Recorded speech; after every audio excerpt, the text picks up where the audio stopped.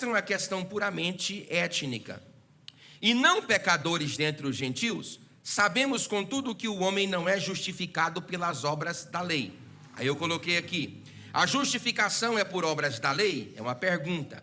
Se for, então a discussão de fato é étnica, e Pedro está certo. Qual que é a ideia de Paulo? Se a justificação que nós estamos propondo, preste atenção, irmãos, a justificação é a resposta de Deus ao pecado, ao problema do pecado. Deus responde ao problema do pecado de 3 formas: justificação, santificação e glorificação. A justificação é um ato, não é um processo. A santificação é um processo, não é um ato. E a glorificação é um estado. A diferença entre os cristãos é o estágio da santificação. Na justificação, Deus me livra da pena capital do pecado.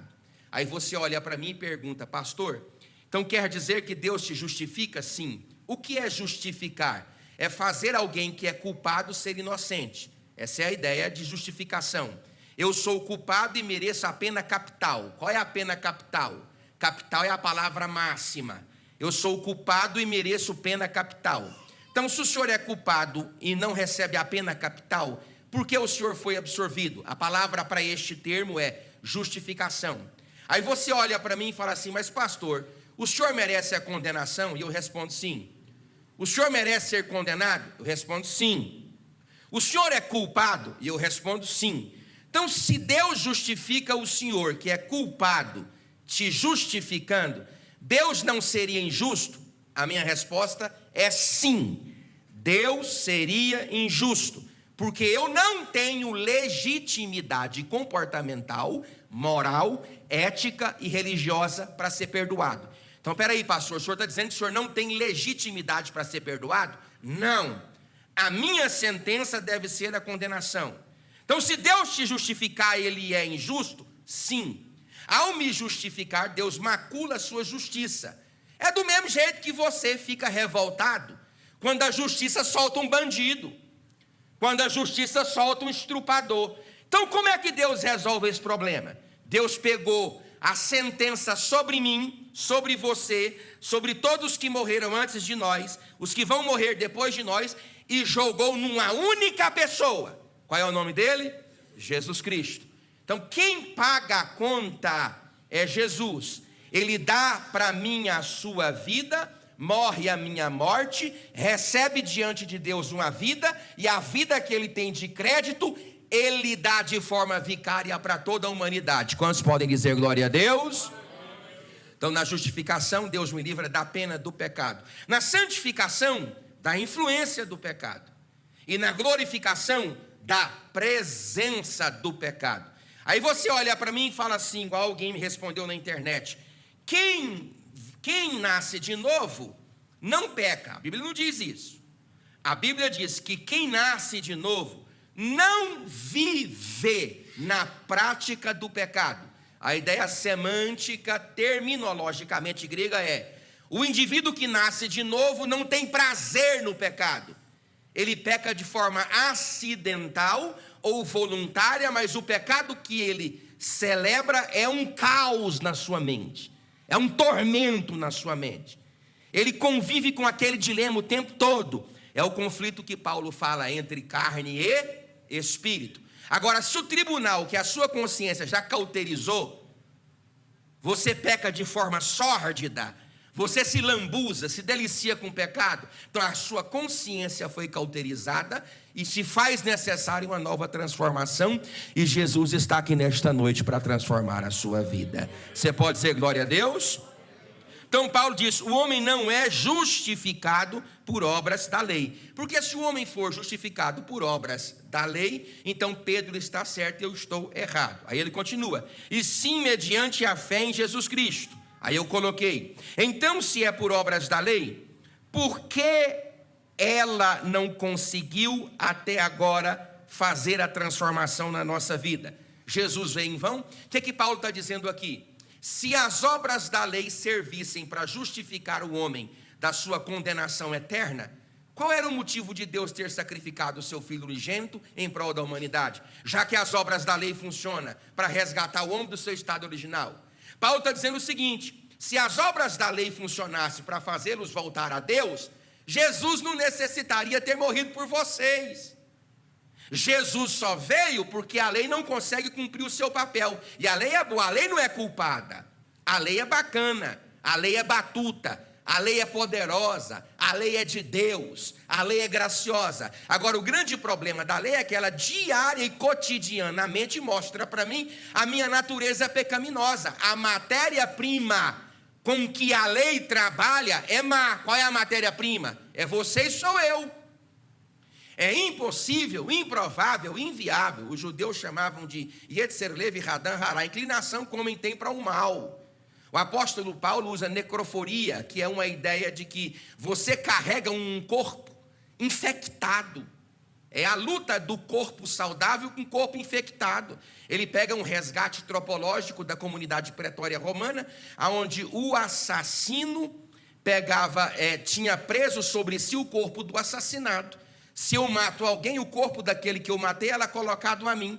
E eu ia cumprir a minha prisão até que aquelas bactérias, até que a putrefação daquele corpo que eu matei pudesse matar. Olha a caatinga que é. Olha o que Paulo está dizendo, como é que é o pecado. Olha a caatinga que é. Olha as bactérias que aquele corpo morto, apegado ao voo. Olha como é quem consegue viver com isso. Você sabia que um dos métodos de tortura nas guerras frias, na Primeira e na Segunda Guerra Mundial, é colocar o corpo daquele que eles estavam interrogando com animais mortos em estado de putrefação? Aquilo ataca o cérebro. Paulo está dizendo que o meu corpo, a minha inclinação para o pecado, quem me livrará do corpo dessa morte? É tal como o corpo morto colado a um corpo vivo.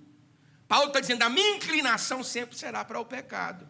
Então, Paulo está dizendo assim, aqui para os irmãos da Galácia do Sul: se a lei pudesse resolver o problema do vosso pecado, não tinha necessidade de Jesus vir. Jesus veio não é porque a lei é ruim, é porque a matéria da lei é péssima, que é o ser humano. Por isso que eu nem consigo servir a Deus vivendo em mim mesmo.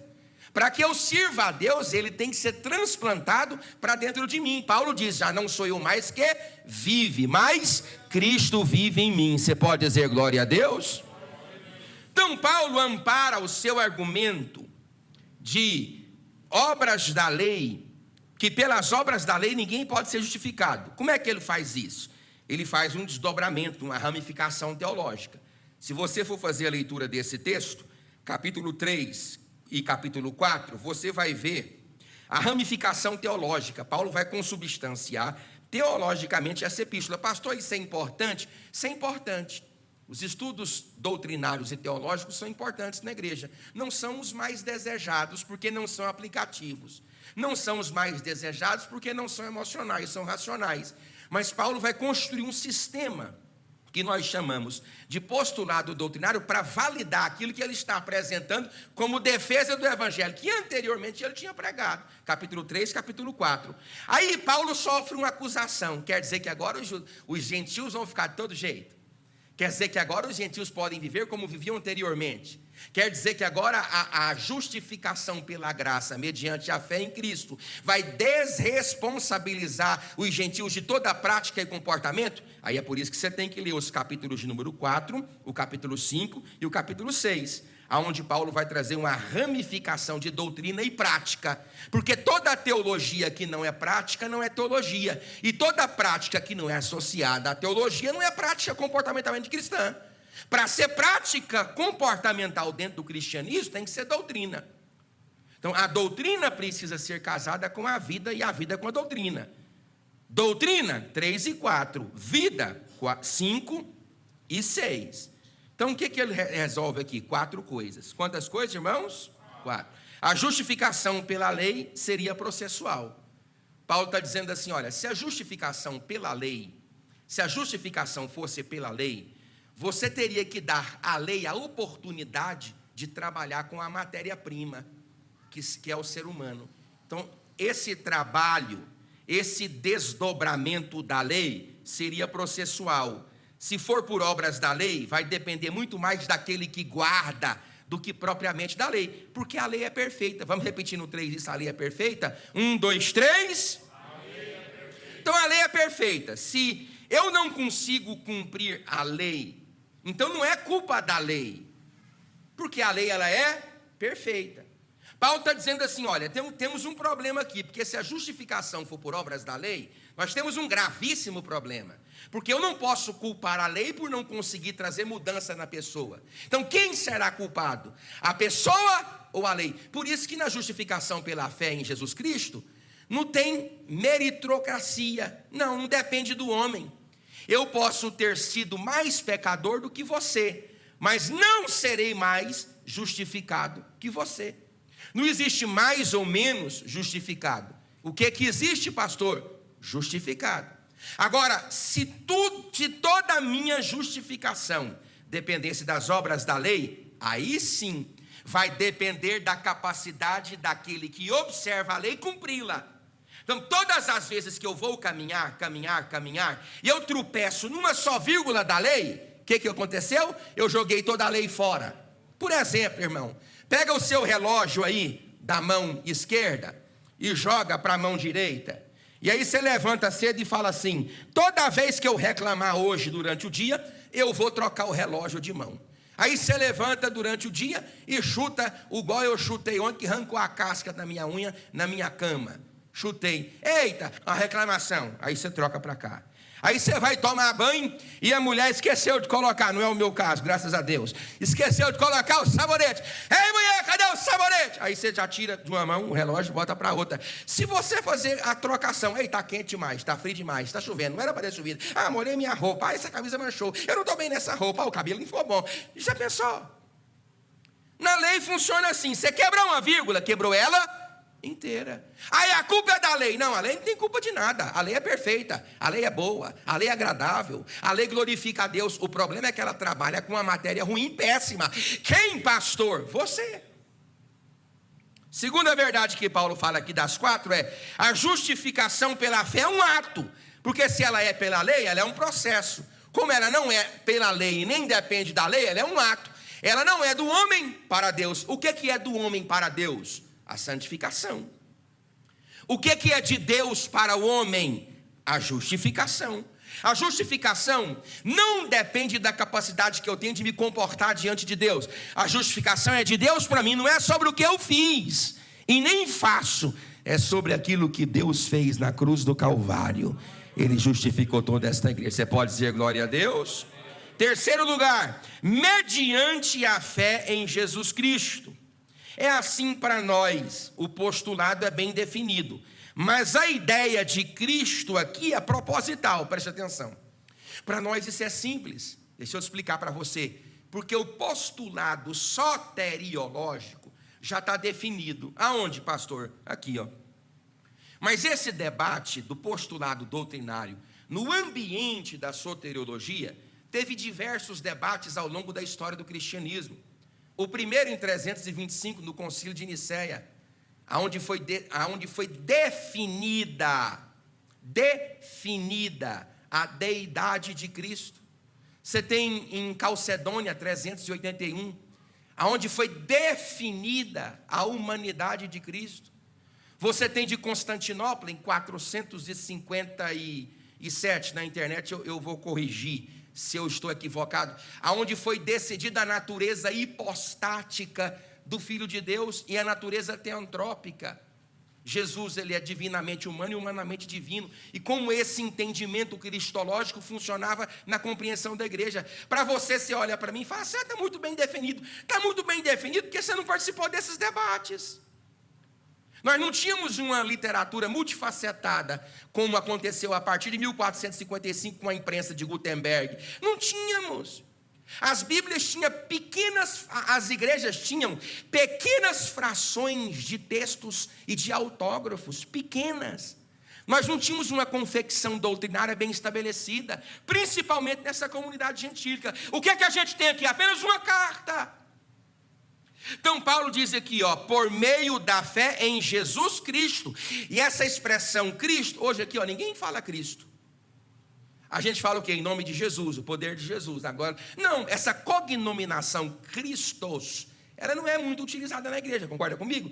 Mas para essa ideia, para esse contexto, para esse postulado doutrinário impetrado inicialmente na igreja, era necessário, porque Cristo é o Machia, é o ungido, é o prometido, é aquele que haveria de vir. Por isso que toda a declaração joanina, seja nas 3 epístolas ou no Evangelho de São João, ele sempre coloca uma vírgula, Jesus, vírgula, o Cristo, para dizer, a salvação de toda a humanidade recai responsavelmente sobre a vida de Jesus Cristo de Nazaré. Ele é o prometido e enviado de Deus. Você pode dizer glória a Deus?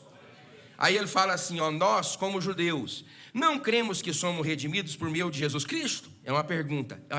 Fica fácil, né, irmãos? Porque Paulo falando com os judeus assim, ó, nós não cremos que nós somos redimidos por causa de Jesus Cristo? Aí os judeus respondem, sim. Não, aí Paulo pergunta, estou dialogando com o texto, nós não cremos que foi Jesus Cristo que nos redimiu? Nós os judeus? Aí eles disseram, sim.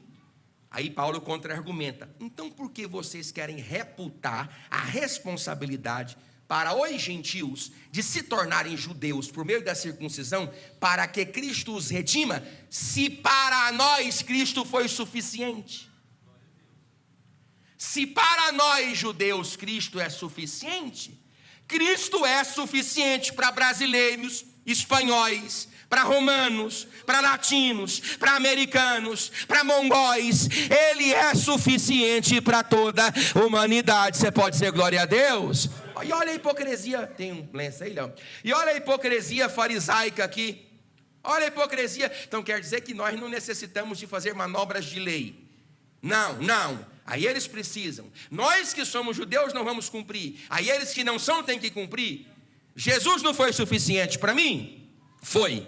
Eu não sou judeu? Sou. Então se ele é suficiente para mim que sou judeu, ele também será suficiente para todos os moradores da Galácia do Sul. Você pode dizer glória a Deus? Aqui na explicação, no versículo de número 17, diz aqui, ó, eu vou caminhar para nós sairmos do capítulo 2. Mas se procurando ser justificados em Cristo, fomos nós mesmos também achados pecadores, dar-se-á o caso de ser Cristo ministro do pecado? É uma pergunta. Certo que não. Pastor, esse texto é complicado, né? Olha aqui, ó. Mas se procurando ser justificados em Cristo, fomos nós mesmos também achados pecadores? Dar-se-á o caso de ser Cristo ministro do pecado? Certo que não. Porque assim, a lei tinha muitas regras. Tinha muitas o quê, irmãos? Regras. Tinha muitas normas. O Rashi Maimônides, no século XII, um matemático, teólogo, poliglota, ele contabilizou os 613 mandamentos da lei. Sim, os 613 mandamentos da lei. 248 mandamentos positivos, 365 mandamentos negativos. Os mandamentos de fora são os que expressamos aos homens, os mandamentos de dentro são os que expressamos a Deus. No decálogo, 10, logos, palavras, você tem 6 mandamentos de fora, 4 mandamentos de dentro, 6 mandamentos em relação ao próximo, 4 mandamentos em relação a Deus, porque para Deus não adianta expressar nada para Ele, se primeiramente você não consegue expressar para o próximo, e Ele deixa isso muito evidenciado, muito mais importante do que como você chega diante de Deus para apresentar o seu culto, é como você se comporta diante daqueles que são irmãos com você. Essa é inclusive a ideia da Santa Ceia, e é a ideia reportada na comunhão do pão, não na comunhão do vinho. De modo que a lei é cheia de regras, sim, é cheio de aparatos. E estes aparatos, grande parte deles eram convivenciados pelos irmãos judeus. Aí como Paulo tira a lei da responsabilidade gentílica, presta atenção, Paulo retira a responsabilidade de cumprir a lei dos gentios, aí Paulo faz essa pergunta, então por que eu tirei a responsabilidade dos gentios cumprirem a lei, então Cristo é um ministro do pecado, né? Ele pergunta, e ele mesmo responde, claro que não. Por isso que você tem que ler aqui, ó, Gálatas capítulo 5, Gálatas capítulo 6, porque em Gálatas capítulo 5, capítulo 6, Paulo coloca o cristianismo em prática. Porque os judeus estão pensando que agora os cristãos não vão fazer mais nada, não. Agora é só aceitar Jesus e viver na bagaceira. Paulo disse, não, o comportamento do crente é diferente. Diga glória a Deus, igreja. Comportamento do crente é diferente, é batuta. Crente se veste diferente, fala diferente, vive diferente. Não é sobre estética, é sobre interior. Ele vai dizer isso, mas aqui inicialmente os judeus estão dizendo, não quer dizer que agora eles não vão fazer mais nada, é só mediante a fé e mediante a graça. E Paulo usa Gálatas capítulo 4, Gálatas capítulo 5, capítulo 6. Então esse é o sentido dessa fala. Aí versículo 18, porque se torno a edificar aquilo que destruí, a mim mesmo constituo transgressor. O que Paulo está dizendo aqui? Se eu for prejudicar, sacrificar, destruir aquilo que inicialmente eu construí, por que ele usa inicialmente e a priori e a posteriori, no começo e depois?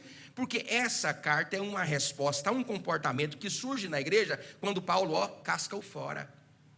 Quando Paulo sai e quando começa a acontecer estas coisas, é que ele escreve esse postulado doutrinário. Então Paulo está dizendo, eu comecei aí, eu construí aí, eu edifiquei aí, eu preguei aí, eu vou agora destruir o que eu fiz? Não, eu não vou.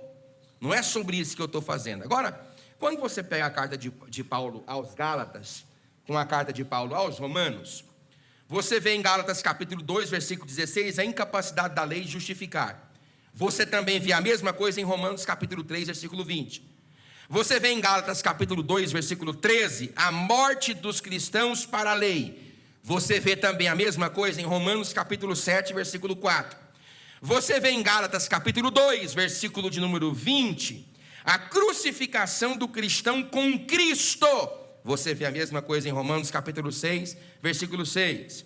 Em Gálatas capítulo 3, versículo 6, você vê a justificação de Abraão, não por obras da lei, mas pela fé em Deus. Você vê também isso em Romanos capítulo 4, versículo 5. A justificação de Abraão vindo pela fé, em Gálatas capítulo 3, versículo 6. Em Romanos capítulo 4, versículo 3, a mesma coisa. E em último lugar, os cristãos como filhos espirituais de Abraão, em Gálatas capítulo 3, versículo 7, e em Romanos capítulo 4, versículo 15. Então está muito bem definido, é um assunto que é de certo modo desgastante, ele é pouco pregado na igreja porque ele não tem atrativo, não tem ibope, não tem emocionalidades, as pessoas não se encantam com esse tipo de assunto, mas é um assunto que a igreja precisa saber. Qual é o assunto? Que Jesus Cristo te salvou mediante o poder da sua glória, ele morreu em seu lugar e hoje você pode levantar a sua mão e glorificar aquele que vive e reina para todos sempre. Versículo 19, ele faz a aplicação. Porque eu, mediante a própria lei, morri para a lei. Vamos repetir, morri para a lei no 3. 1, 2, 3. De novo, 1, 2, 3, alto. Morri. A fim de viver para Deus. Ponto. Estou crucificado com Cristo. Logo, já não sou eu quem vive. O que eu coloquei aqui? Se a lei me entregou a morte, Cristo me deu a sua vida. Irmãos, é impossível a pessoa viver uma vida sem vivê-la diante de Jesus. É impossível. Ninguém aqui consegue viver. Por isso que lá no começo da carta, ele diz que Cristo foi internalizado nele. Porque é impossível vivermos uma vida cristã sem termos Cristo internalizado em nós.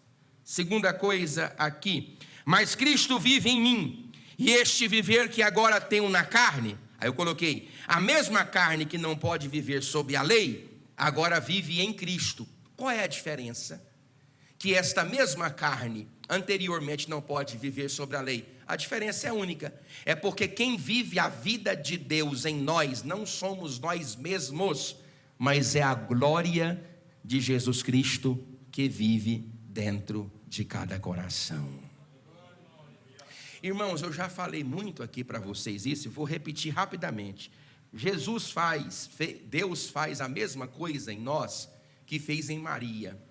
Só que no período intertestamentário, Jesus foi plantado no ventre de Maria. Hoje, Jesus nasce dentro dos corações todos os dias.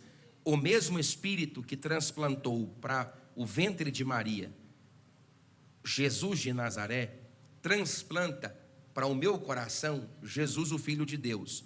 Lembra de Maria que isso foi acontecido de forma escusa, escondida? Quem lembra disso, diga amém. Mas logo, 2, 3, 4, 5 meses, a primeira pessoa que percebeu que tinha algo errado no ventre dela foi o marido. A Bíblia até diz que ele procurou fazer o quê? Fugir de casa, para não infamar a moça. Mas o anjo apareceu e disse: não temas, ô glória, porque o que está sendo gerado nela é obra do Espírito Santo. Diga glória a Deus, igreja. Sabe por quê, querido? Porque é fácil você descobrir quem é cristão de verdade na igreja. Quanto mais Jesus cresce dentro do crente, mais as obras de Jesus aparecem na sua vida. E sabe quem são os primeiros a identificar essa mudança? Quem está perto de você. É o marido, é a esposa, é o filho, é o patrão, é o funcionário. Quem está perto olha e fala assim: tem algo diferente. Tem mesmo. É o poder de Jesus Cristo sendo gerado e ele está crescendo dentro do nosso coração. Você pode dizer glória a Deus? A mesma carne que não podia viver sobre a lei, agora ela vive em Cristo. Por quê? Porque quem vive a vida de Deus em nós é Jesus Cristo, nosso Senhor. Vivo pela fé no Filho de Deus que me amou a mim mesmo e se entregou por mim. Eu coloquei a possibilidade da vida que vivo é a vida que ele vive em mim. Aí ele coloca 21. Eu não anulo a graça de Deus, pois se a justiça é mediante a lei, segue-se que Jesus morreu em vão. Gálatas, capítulo 2, versículo 20. O que Paulo está dizendo aqui? Eu não anulo a graça de Deus. Não, eu não anulo a graça de Deus. Pois se a justiça é mediante a lei, segue-se que Cristo morreu em vão. O que ele está dizendo aqui? Já que vocês defendem que a lei é suficiente, então para que ele morreu? Já que vocês estão dizendo que a lei é suficiente para transformar vocês em boas pessoas, por que nenhum de vocês são bons? Já que vocês estão dizendo que nos faz necessária a transformação mediante a fé e a graça de Jesus, por que até agora vocês estão pecadores, libidinosos, promíscuos, prostitutos, adulterinos, pervertidos, homens maus? Por que a obra da vossa carne é tão satanizada? Por quê? Porque a lei é insuficiente, você é insuficiente, não existe bondade suficiente. Toda boa transformação em mim é a transformação do unigênito Filho de Deus no meu coração. Você pode dizer glória a Deus? Apenas de forma aplicativa, no capítulo 3, eu quero que vocês prestem atenção, que é o que eu vou entrar na semana que vem. Nós temos aqui 4 verdades. Quantas verdades, irmãos?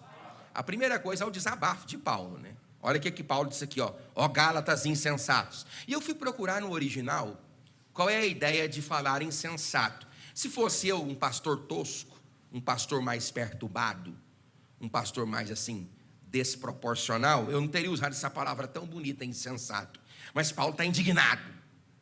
Paulo está indignado. Ele diz, a combinação insensato, presta atenção. O que é uma pessoa insensata terminologicamente ligada ao idioma indo-europeu grego? Porque o idioma grego é indo-europeu. Qual que é a ideia? O que Paulo quis dizer dos irmãos que são insensatos? Ele quis dizer 2 coisas. Primeiro, que eles são tolos.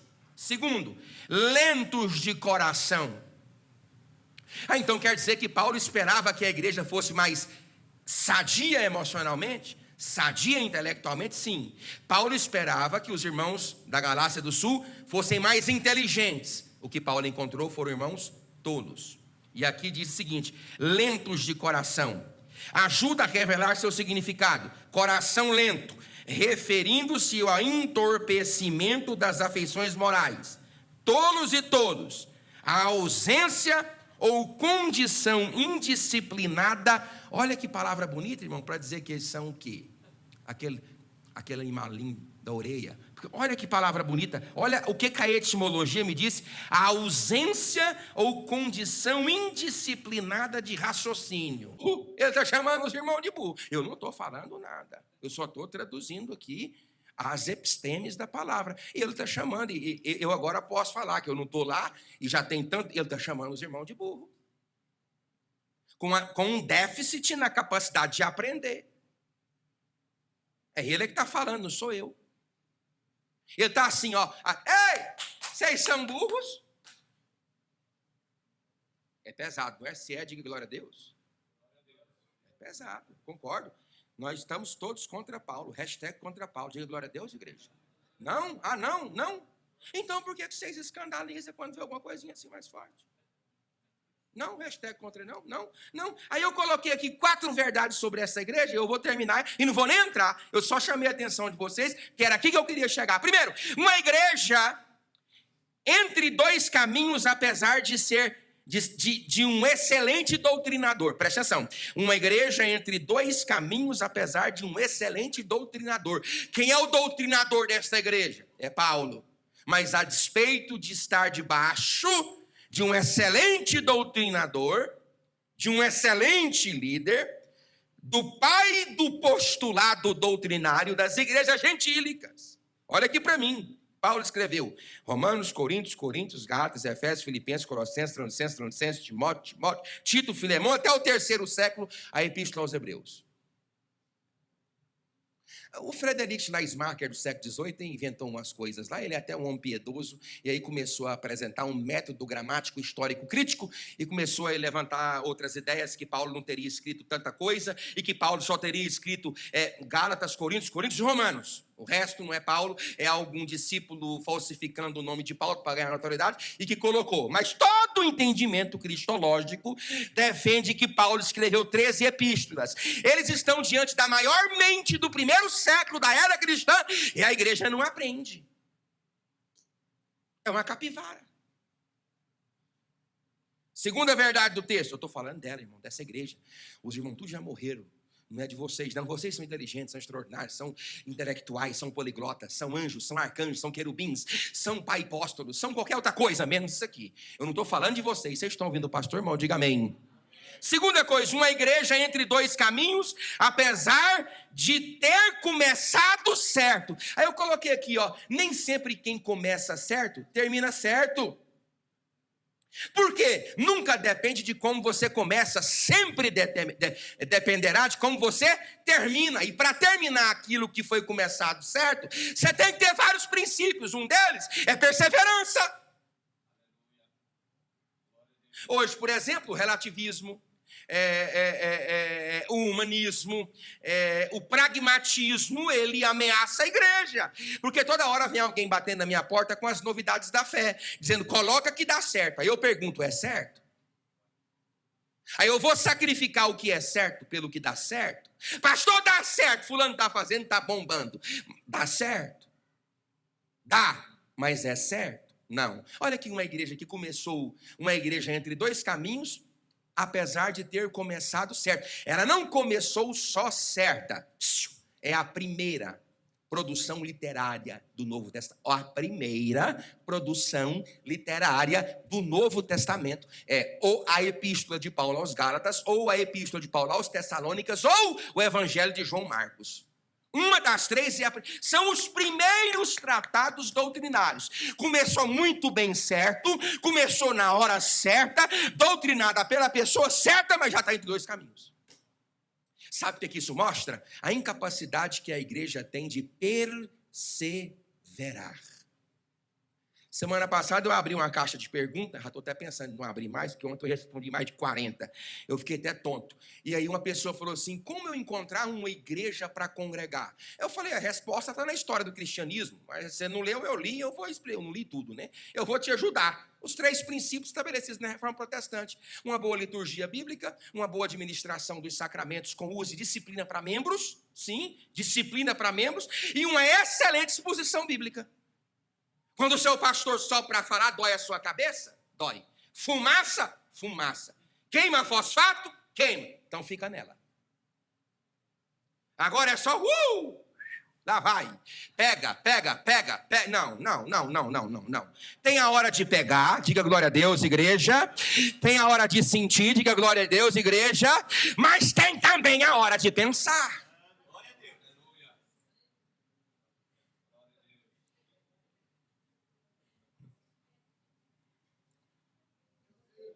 Ontem eu vi um na internet esses dias, e ele começou a falar com a pessoa lá, ele, peraí, e falando com, pelo amor de Deus, Senhor, tem misericórdia.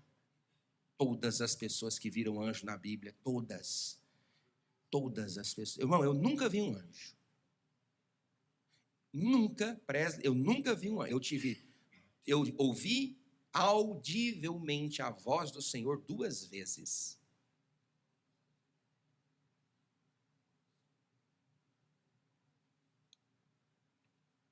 Então, ou eu estou errado demais, ou os povos de lá estão santos demais. É um dos dois. Eu vi na história do cristianismo. Gente, por exemplo, Deus falou com Abraão, biblicamente provado, em torno de 4 vezes. Quantas vezes, irmãos? Em 25 anos. Deus deu a vida de Jó na mão do diabo e não avisou nada para ele. Ou ele avisou? Ou ele avisou? E não avisou. Deus deu a vida de Jó inteira na mão do diabo e não avisou para Jó. Nós precisamos aprender a conviver com o Deus do silêncio, o Deus que se cala. Agora, pode ter certeza, o fato de Deus se calar não significa que Ele não esteja trabalhando. Deus está trabalhando em favor desta igreja, em favor da minha vida, e todos os dias Deus fala por mim, através de mim, a favor de mim. Eu posso não ver, posso não identificar, posso não perceber, mas eu sei que Deus está falando, Deus está operando, Deus está abrindo porta, e o nome de Jesus vai ser glorificado. Agora, pastor, o senhor tem revelações? Muitas. Eu estou falando de experiências sobrenaturais. Uma voz audível é uma experiência sobrenatural. Já tive 3 arrebatamentos de sentidos. Mas quantos anos que eu estou orando? Já deitei numa cama para descansar e a hora que eu pisquei o olho só para relaxar, eu abri já dentro de outro lugar. 3 vezes aconteceu isso comigo. Tem 27 anos que eu conduzo igreja. Já entrei em dramas com Deus. Deus, ou o senhor fala, ou eu vou largar tudo. Não.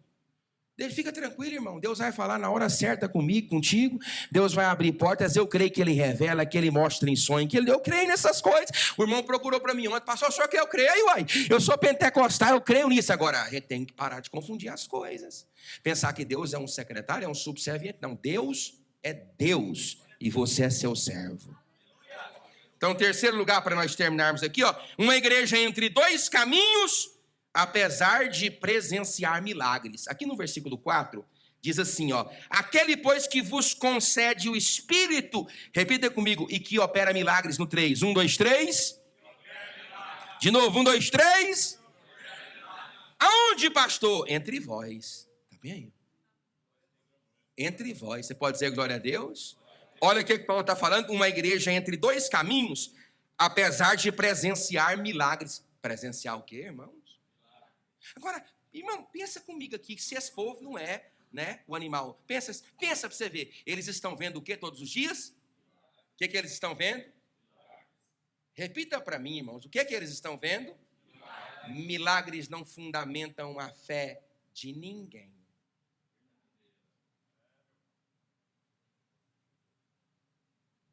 Saia daqui com essa hoje, meu dentinho quase atrapalhou tudo, que eu já estou feliz. Milagres não fundamentam a fé de ninguém. O que fundamenta as pessoas é a palavra bendita de Deus. Jesus fez o que nós não fazemos. Quando ele via a multidão, ele corria delas. No plural, porque tinha várias multidões. Jesus, ao ver as multidões, ele corre. Nós, ao enxergarmos um grupo, a gente vai para perto. Porque diferente de Jesus, ele não queria aplausos. Sabe por quê? É errado aplausos? Não, não é. Errados compartilhamentos? Não, não é errado. A questão é que Jesus descobriu que o povo que estava atrás dele estava por causa daquilo que ele fazia e não por quem ele era. Se você é alguém que está aqui por conta de milagres ou por conta daquilo que Deus faz, eu te pergunto 2 coisas. Aonde você vai estar quando Deus deixar de fazer? E em algum momento Deus deixa de fazer. E aonde você vai estar quando Deus cessar milagres? Aonde?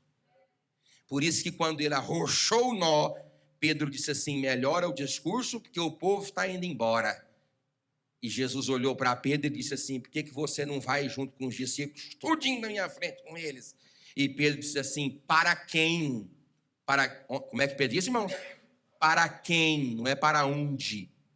Para quem iremos nós, se só tu tem palavras de vida eterna? Irmão, você nunca, em último lugar, uma igreja entre dois caminhos, por não valorizar a sua história e o seu pastor. Vou repetir, é forte, eu vou trabalhar isso aqui na terça. Uma igreja entre dois caminhos, por não valorizar a sua história e o seu pastor. A história de tudo que aconteceu quando o evangelho foi pregado inicialmente. O seu pastor que se sacrificou a si mesmo ministrando nessa igreja, aí porque ele saiu, entrou um ou outro com um vento de doutrina, o povo abandona não só a sua história, como também quer abandonar o seu pastor. Irmão, vocês sabem quanto tempo Elias ficou na casa da viúva de Serepta? Você sabe aonde estava localizada a cidade de Serepta? Você sabia que a cidade de Serepta estava localizada entre as cidades de Tiro e de Sidom, que eram capitais meridionais dos sírios fenícios naquela região? Você sabe quem morava nas cidades de Tiro e de Sidom? O pai de Jezabel, chamado Eptibaal, o sumo sacerdote de Er, na mitologia sírio-fenícia. Deus colocou Elias para morar lá entre os inimigos, numa cidadezinha currutela, entre os 14 quilômetros que distava Tiro de Sidom. Sabe quantos anos? Quase 2 anos. Quantos anos, irmãos? Quantos anos, irmãos? Durante o tempo da seca. A mulher experimentou o milagre todos os dias. Qual era o milagre que ela experimentava? Qual o milagre que ela experimentou? Qual o milagre? Elias disse assim, tem coragem de fazer para mim? Ela disse assim, eu só tenho esse cavaco aqui de pão, esse cavaco aqui de pau, tem um bocadinho de farinha, tem um bocadinho de azeite, vou fazer, vou comer e vou morrer. Foi assim, irmão? Diga amém. Elias falou assim, vai, pois, e faze o que disseste, mas traze-o primeiro para mim, porque se tu tiver coragem, a farinha não vai faltar na panela, e nem o azeite faltará na botija. Você pode dizer glória a Deus? Durante 2 anos a mulher comeu o milagre. O que a mulher comeu, irmãos? 2 anos a mulher comeu o que, irmãos? Milagre. Havia uma mitologia sírio-fenícia que Baal se aclopava. Aclopar é um termo bonito para coito, para relações íntimas. Todos entenderam? Digam amém. Baal se aclopava com Astarote. E a chuva que caía era o sêmen de Baal. Então, preste atenção. Na cabeça dos sírio-fenícios, entendeu, Milton? Baal e Astarote estão namorando. E quando chove, eles diziam, está tendo romance nas regiões celestes. Baal e Astarote estão se amando. É a cultura. Por isso que Baal é chamado de Deus da agricultura, dono, marido e senhor da tempestade. A chuva era o sêmen de Baal na lavoura. Por que você acha que Acabe fez aliança com Baal? Porque Acabe vinha de um fragmento institucional idealizado por Orim, seu pai, que havia pego o governo de Baasa, que havia pego o governo de Nadab, que havia pego o governo de Jeroboão, filho de Nebate. Eu estou na 3ª dinastia. Estava quebrado. Aí o que Orim fez? Eu vou fazer aliança com o diabo. O diabo é Baal. Sim, vou fazer aliança com o diabo porque eu preciso de chuva. Eu preciso de agricultura. Eu preciso de economia. Aí, em vez de buscar a Deus, ele vai repetir Baal. Para selar esse combinato, ele me faz o favor de casar a Jezabel com Acabe. Pronto, selou o pacto. Ele desceu à sepultura e veio Acabe, o pior rei da história de Israel. Fez pior do que todos que foram antes dele. Aí está lá Elias sentado. Elias está o quê, irmãos? E quando o menino morre, não morre o menino na casa da mulher? Não morre? Aí Elias faz o que com o menino? Ressuscita. Quem lembra disso, diga amém. Vocês viram o que a mulher falou para Elias? Vocês lembram o que ela falou para Elias? Ela falou assim: agora sei. 2 anos, hein, ele pregando para ela. Quantos? Vocês entendem por que vocês têm que estudar a Bíblia? Ele falou assim: agora sei. Porque tem 2 anos que Elias está falando assim: não vai chover. Estuda, irmão, que dá certo. Dói a cabeça, mas dá certo. 2 anos que Elias está evangelizando a mulher. Não vai chover. Vai. Daqui a pouco, Baal e Astarote se acoplam, né? Não vai chover. Senão segundo a minha palavra. Aí, quando Elias tem a autoridade para chamar do mundo dos mortos aquele que morreu e apresentar um menino diante dela, aí ela fala: agora sei que tu és homem e que a palavra do Senhor na sua boca é a...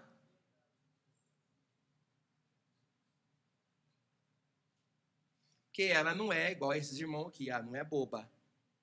Ela pensou assim: rapaz, se esse homem que está falando que vai chover só quando ele falar, tem autoridade para chamar de entre os mortos aquele que morreu e trazer a vida, então agora eu acredito que a palavra do Senhor na boca dele é a verdade. Com essa palavra de bênção, se tu tiver coragem, eu te abençoo para ofertar e dizimar na casa de Deus.